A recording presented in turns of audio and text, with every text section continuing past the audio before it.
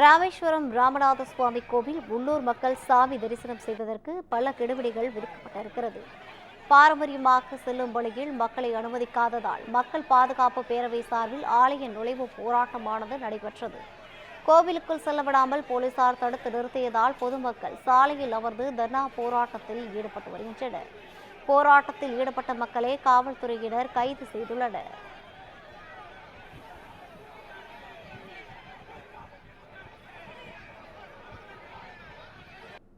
ராமேஸ்வரம் ராமநாத சுவாமி கோவில் உள்ளூர் மக்கள் சாமி தரிசனம் செய்வதற்கு கெடுபிடி விதிக்கப்பட்டிருக்கிறது.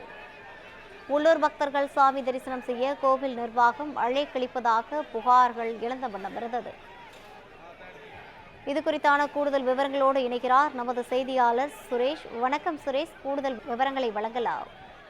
நிச்சயம் ரவினா, ராமேஸ்வரம் உள்ளூர் பொதுமக்கள் சாமி தரிசனம் செய்ய தடை விதித்த காரணத்தினால் ராமேஸ்வரம் உள்ளூர் பொதுமக்கள் அனைவரும் ஒன்று திரண்டு பெரிய ஆர்ப்பாட்டத்தில் நடைபெற்று வருகிறது. இதனால் போலீசார் உள்ளூர் பொதுமக்களை தள்ளுமுள்ளு ஏற்பட்டு நடைபெற்று வருகிறது.